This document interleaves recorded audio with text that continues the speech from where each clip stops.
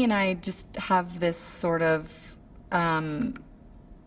we just have a very close relationship, and we've always been really, really good friends, and it started in comedy and sketch. And when we were at the Groundlings, we did a lot of writing together, and the specific characters did come from a little bit from Bridesmaids. When we were writing Lillian's mom, there was a couple scenes that got cut, which they didn't really add anything to the story. We just thought they were funny, about these women, you know, and they talk like this, and we just always do those voices. Kristen and I came up with this idea when we were writing Bridesmaids. Actually, we would be writing scenes for the movie, and then we would go off on these tangents where it was like Lillian's mom.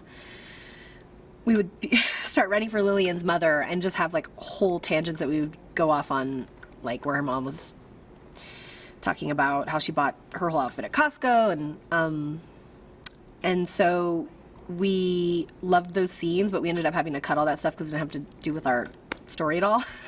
So as we were cutting them, we kind of jokingly said, one day we're gonna write these characters into a movie, and it's gonna be Barb and Star.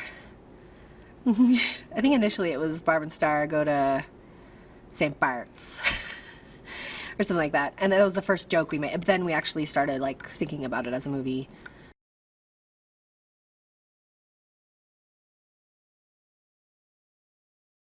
I actually very much relate to my character, Barb. She has, again, she's been dealt a life blow, which everybody gets dealt at some point. And I think she is living in fear, and she's comfortable and gets stuck there. And she's comfort in her routine, comfort in her schedule, and she is afraid to live. And so when the trip comes about, she's initially afraid, and then obviously, I mean, I think, and then she experiences some unexpected, I don't know, what would you say? I think she has some, her story takes an unexpected turn, and she finds a part of herself that she didn't know was still there. Well, she finds her shimmer.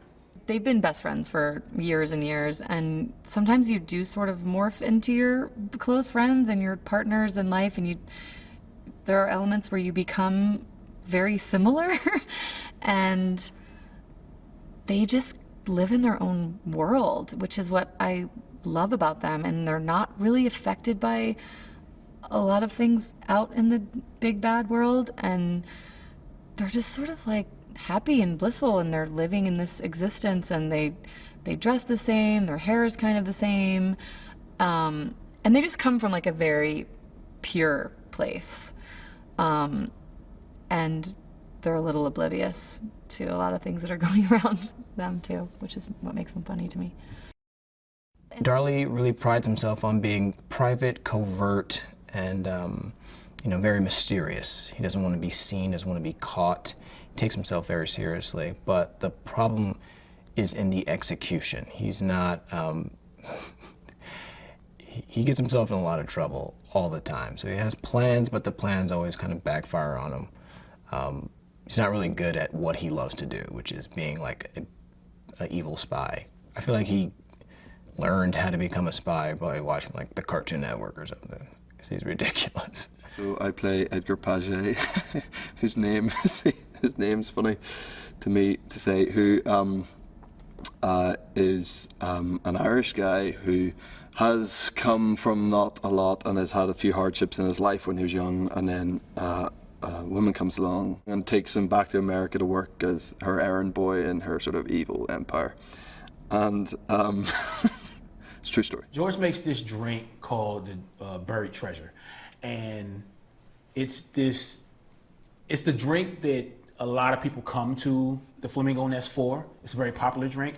You know, it's made in this huge fishbowl type glass, and it has a whole bunch of different ingredients that I can't tell you about right now.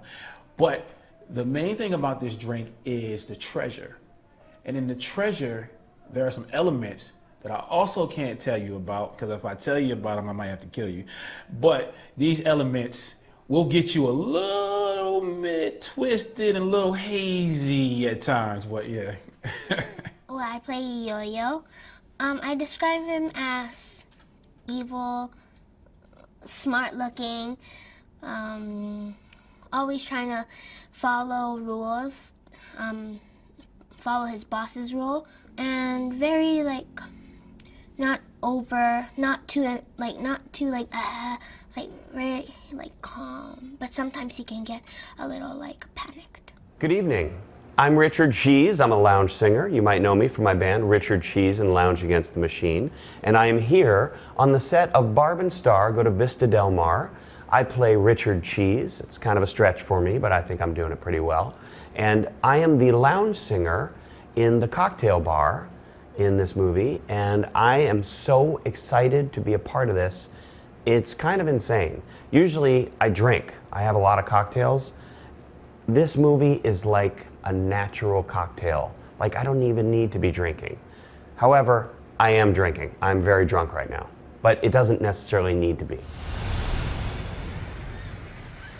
Oh, I'd love it if it came out February 12th. Gosh, I love that date.